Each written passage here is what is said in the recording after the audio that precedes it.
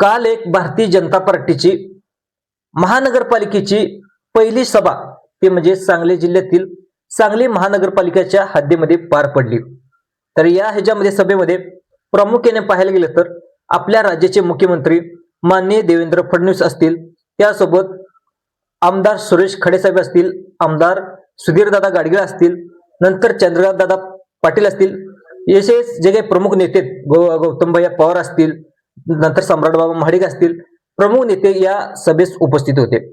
पण तेथे एक आवाज कमी होता, तो म्हणजे आमदार गोपीचंद पडळकर। तर मित्रांनो, आमदार गोपीचंद पडळकर का अनुपस्थित होते, अनेक लोकांना देखील कुतूहल वाटत होतं हे नेमकं सांगलीच्या महानगर सभेपैकी का उपस्थित नव्हते, ह्यांना जाणून बुजून बाहेर ठेवले का, याची एक नेमकी कारणे काय आहेत, तर या व्हिडिओच्या माध्यमातून आज आपण जाणून घेण्याचा प्रयत्न करणार आहोत। तर चॅनलवर जर तुम्ही पहिल्यांदाच आला असाल तर मित्रांनो, असेच राजकीय विषय आपण या चॅनलवरती घेऊन येत असतो। त्यामुळे जास्तीत जास्त लोकांपर्यंत पोहोचण्यासाठी तुमच्या हातामध्ये जो मोबाईल आहे, तो मोबाईलवरती तुम्हाला एक लाईकचं बटन दिसत असेल, ते तुम्ही पटकन दाबून घ्या, कारण तुमच्या एका लाईकनं अनेकांचं जास्तीत जास्त लोकांपर्यंत हा व्हिडिओ पोहोचत असतो। त्यामुळे तेवढी तुमचीच मदत म्हणून मला फक्त एक लाईकचं बटन दाबा। तर चला तर जाणून घेऊया। तर मित्रांनो, काल सभा तर झाली, त्यामध्ये मुख्यमंत्री देवेंद्र फडणवीस यांनी देखील मोठमोठ्या घोषणा देखील केल्या। त्यामध्ये पाहायला गेलं तर आम्ही सांगलीसाठी अतिशय चांगल्या प्रकारे विकास केला असं म्हणून देखील मुख्यमंत्र्यांनी सांगितलं। मुख्यमंत्र्यांनी सांगितल्यानंतर त्याच्यामध्ये इथून पुढे जे काही सांगली जिल्ह्याला, सांगली शहराला जो काही महापूर येतोय, तो पुढील 5 वर्षापासून सांगलीला महापूर येणार नाही असं त्यांनी ते स्वतः सांगितलं। ते आता कशामुळं, जर जे पाहायला गेलं तर जे कृष्णा नदीचं पाणी, कृष्णा नदीला महापूर येतो, ते जे पाहायला गेलं तर इरिगेशन तर्फे ते पाणी जे महाराष्ट्राचे पश्चिम महाराष्ट्रातलं पाणी ते आपल्याला मराठवाड्याला वापरता येईल अशी देखील योजना, आणि ती योजना जो येत्या 2 ते 3 वर्षात सुरू होईल देखील होईल। दुसरं पाहायला गेलं तर सांगली जिल्ह्यातील जे काय एअरपोर्ट आहे, जे विमानतळ आहे, त्या विमानतळासाठी देखील आम्ही मंजुरी दिली आहे। त्याच्यावरती एक समिती सुद्धा नेमलेली आहे आणि लवकरच त्या विमानतळाला देखील सुरुवात होईल अशी माहिती देखील केलेली आहे। त्यानंतर जे काही सांगली जिल्ह्यातील रोड आहेत, विविध रोड आहेत, त्या विविध रोडचे देखील आम्ही कामे केलेले आहेत। पण मित्रांनो, सभा अतिशय चांगली झाली होती, पण प्रत्येक सांगली जिल्ह्यातल्या, संपूर्ण महाराष्ट्रातल्या लोकांना म्हणजे भारतीय जनता पार्टीची पहिली सभा आणि पहिल्या सभेमध्ये महानगरपालिकेच्या निवडणुकीची पहिली सभा, आणि त्या निवडणुकीमध्ये महाराष्ट्राचा आणि पाहिलं गेलं तर भारतीय जनता पार्टीचा स्टार प्रचारक ते म्हणजे आमदार गोपीचंद पडळकर त्या सभेमध्ये अनुपस्थित होते। मग याचं कारण देखील काय, तर मित्रांनो, सर्व लोकांना कुतूहलाचं वातावरण देखील निर्माण होतं। आता गोपीचंद पडळकर ज्यावेळी स्टेजवर भाषण करायला येतात, तेव्हा त्याच्यावरती टाळ्यांचा, शिट्ट्यांचा आवाज संपूर्ण जे सभा आहे ते दुमदुमून जात होतो।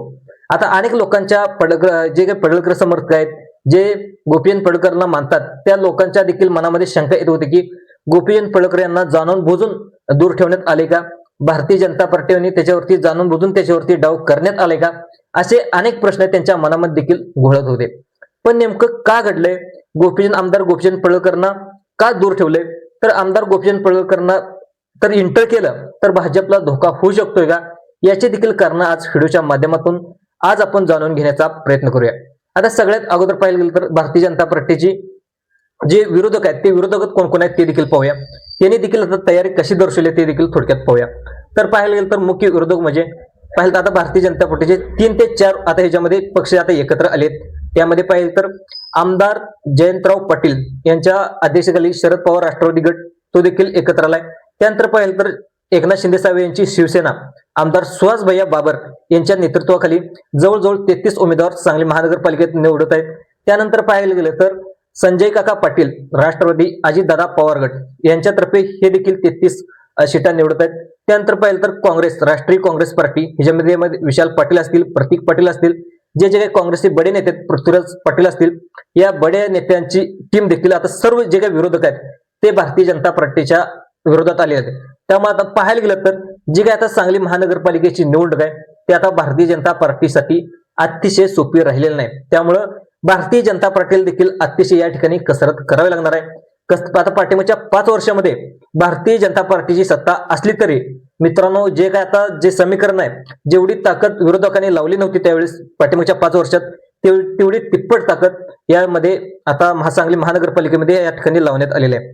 त्यामुळं आता भारतीय जनता पार्टीला 50-50 या ठिकाणी अतिशय चांगल्या प्रकारे कसरत करून चांगले स्टार प्रचारक महानगरपालिकेतून उतरवले तरच तुम्हाला या ठिकाणी सत्ता काबीज करणं या ठिकाणी शक्य होणार आहे. पण मित्रांनो, आता दुसरा प्रश्न आला असेल की माननीय आमदार गोपीचंद पडळकरांना नेमकं ह्याच्यापासून दूर का ठेवलंय? तर मित्रांनो, त्याचं मेन कारण आहे ते म्हणजे जे काय भारतीय जनता पार्टीचे जवळजवळ 66 उमेदवार दिलेत, त्या 66 उमेदवारांपैकी जवळजवळ 8 उमेदवार आहेत ते मुस्लिम उमेदवार आहेत. तर मुस्लिम उमेदवारामुळे आता ज्यावेळेस गोपीचंद पडळकरांना जर ह्याच्यामध्ये सांगली महानगरपालिका निवडणुकीत उतरलं, तर ज्या काही आपल्या 8 उमेदवार आहेत त्या 8 उमेदवाराचा मतांतर म्हणजे जे मतांतर जे भारतीय जनता पार्टीला मत पडणार आहे ते मत आता भारतीय जनता पार्टीला पडणार नाही, अशा शंका देखील अनेक जे काही भारतीय जनता पार्टीचं नेतृत्व आहे या नेतृत्वामध्ये देखील असू शकतं. त्यामुळे अनेक जाणकारांचं देखील मत आहे ह्याच्यामध्ये गोपीचंद पडळकरांना त्याच्यामुळं ह्याच्यावरती सांगली महानगरपालिका निवडणूक आहे त्या सांगली महानगरपालिकेच्या निवडणुकीमध्ये त्यांना उतरवलं नाही अशी देखील या ठिकाणी शक्यता वर्तवत आलेली आहे. पाहायला गेलं तर आमदार गोपीचंद पडळकर जे काय ओबीसी म्हणजे जे मुस्लिम वर्ग आहे त्या मुस्लिम समाजाच्या दरवेळेस जे काही वक्तव्य केली होती पाठिंबाच्या काळामध्ये ते वक्तव्य अतिशय भडक होते. अनेक लोकांनी देखील त्याच्यावरती हिंदू मुस्लिम आणि हिंदू म्हणून गोपीचंद पडळकरचा हिंदू विद्रोही सम्राट म्हणून देखील या ठिकाणी ओळख या संपूर्ण महाराष्ट्रामध्ये झालेली आहे. त्यामुळं जे मुस्लिमांच्या विरोधात गोपीचंद पडळकर आणि आमदार यांनी वक्तव्य केली होती ते अतिशय भडक वक्तव्य होती. त्यामुळे अनेक लोकांना देखील वाटत होतं की ज्यावेळेस गोपीचंद पडळकर तर सांगली महानगरपालिकेत ज्यावेळेस निवडणुकीसाठी स्टार प्रचारक म्हणून उतरले तर त्याचा थेट परिणाम जे काही भारतीय जनता पार्टीने 8 उमेदवार उतरवलेत तर 8 उमेदवाराचा त्याचा परिणाम देखील होऊ शकतो. त्यानंतर ज्याचा विरोधक फायदा देखील उठू शकतात. कारण काय की ज्यावेळेस गोपीचंद आमदार पडळकर महानगरपालिकेत उतरले त्यानंतर पाहिलं तर जे मुस्लिम समाज मिरज भाग असेल काही सांगलीचा मुस्लिम समाजाचा जो सांगली भाग असेल तर या सांगली भागामध्ये विरोधक त्याचा फायदा देखील घेऊ शकतात. त्यामध्ये पाहिलं तर अनेक विरोधक आहेत ते पाहिलं गेलं तर भारतीय जनता पार्टीने तुमच्या समाजातर्फे तुमच्या समूहातर्फे अतिशय असे वक्तव्य केलेत तरी देखील तुम्ही मतदान करणार का असा याचा थेट फायदा देखील विरोधक घेऊ शकतात.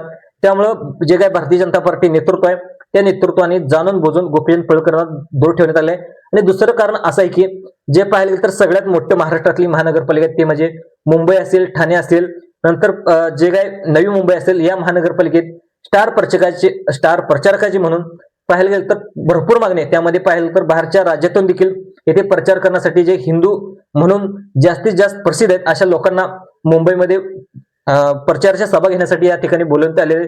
त्यामध्ये मिताली ठाकूर असेल नंतर पाहिलं गेलं तर योगी आदित्यनाथ साहेब असतील नंतर दुसरं पाहिलं गेलं तर नितेश राणे असतील आणि आपले आमदार गोपीचंद पडळकर असतील यांना देखील मुंबईमध्ये सभा घेण्यासाठी या ठिकाणी बोलवण्यात आलेलं आहे. त्यामुळे तिथे देखील भरपूर मागणी आहे. त्यामुळे हेही कारण असू शकतं की जास्तीत जास्त त्यांच्यात मुंबईमध्ये सभा होऊयात आणि पाहिलं तर त्याचा फायदा अप्रत्यक्षपणे पक्षाला व्हावा. त्यामुळे यामुळे देखील इथं सांगलीमध्ये या ठिकाणी कालच्या सभेमध्ये आमदार गोपीचंद पडळकर उपस्थित नसावे असं कारण देखील या ठिकाणी समोर येत आहे.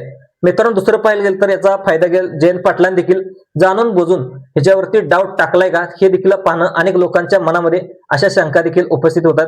मित्रांनो, पाहायला गेलं तर जयंत पाटीलवरती किती दिवस झालं 2 ते 3 दिवस झालं 2-3 महिने झालं तर गोपीचंद पडळकर देखील वारंवार जयंत पाटलावरती टीका करत होते, अतिशय भडक शब्दामध्ये टीका करत होते आणि त्याचा थेट परिणाम मित्रांनो सांगली महानगरपालिकेमध्ये याचा परिणाम होईल असे लोकांच्या मनात देखील वाटत होतं. पण तसं काही होऊ शकणार नाही. मित्रांनो, गोपीचंद पडळकर देखील घाबरणारे व्यक्ती नाहीत तर ते देखील कणखर नेतृत्व आहे आणि ते देखील सांगली महानगरपालिकेत शेवटच्या जो टप्पा येईल त्या टप्प्यामध्ये नक्कीच प्रचारासाठी उतरतील असं माझा अंदाज आहे. तर मित्रांनो, हा व्हिडिओ आवडल्यास जास्तीत जास्त लाईक करा, सबस्क्राईब करा आणि जास्तीत जास्त दुसऱ्या लोकांना सुद्धा शेअर करण्याचा प्रयत्न करा. धन्यवाद.